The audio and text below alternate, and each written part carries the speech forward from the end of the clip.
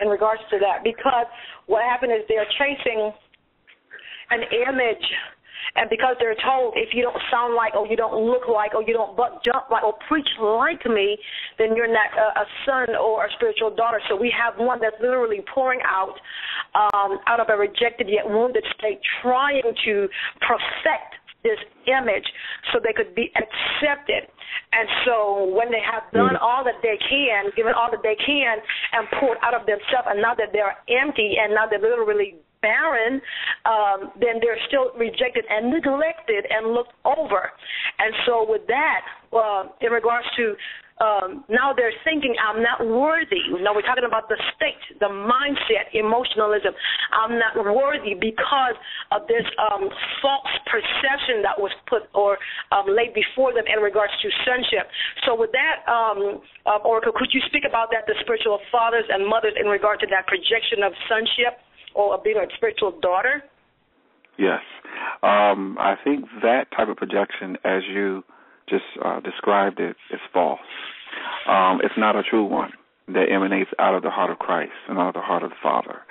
When you understand the infrastructure of the mindsets and the system that the mindsets have built up, the religious system, the church system, and how people, quote unquote, work their way up the ladder, per se, and how they are counted as received. That at the root has not been the purest. Okay, I believe in the need for church. I believe in the need for gathering, but it's been so perverted. And the system, the authority that has lorded over the people has been one that has not been authenticated or deputized by the hand of God. It's one that man has raised up in his own heart with his own agenda. But some people, because of how they were raised up in spiritual things, how they were raised up in the church and the religious system, that's all they know. That's all they know. And so there's a blindness and there's an ignorance there in a lot of the quote-unquote fathers and mothers as to what true spiritual fathering is. And the example that we have is Christ. That's the best example that we have, and how he treated the apostles. And what you see with a lot of what's going on in churches today does not resemble how he affirmed and built up and how he trained and how he discipled the apostles.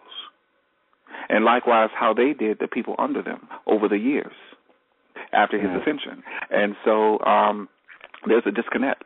There's a disconnect from Scripture. There's a disconnect from the mind and heart of God, which is also revealed in Scripture, but also a genuine walk with him. There is, a lot of people have a genuine walk with him, but it's shallow. It's ankle deep. And when God sends you deeper, okay, when the water begins to rise to the knee and to the waist, then to the shoulder and above the head, you go deeper into what God is revealing to you, the revelation of Christ, and there are things that get challenged.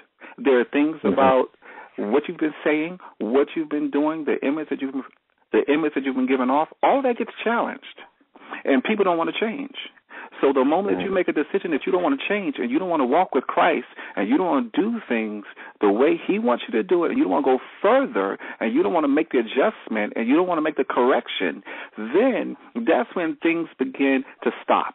There's a stopping point right there where he has stopped because you have now rejected his forward movement, and now you're moving on your own fumes, your own strength, your own energy. And what we get is something that is not the original.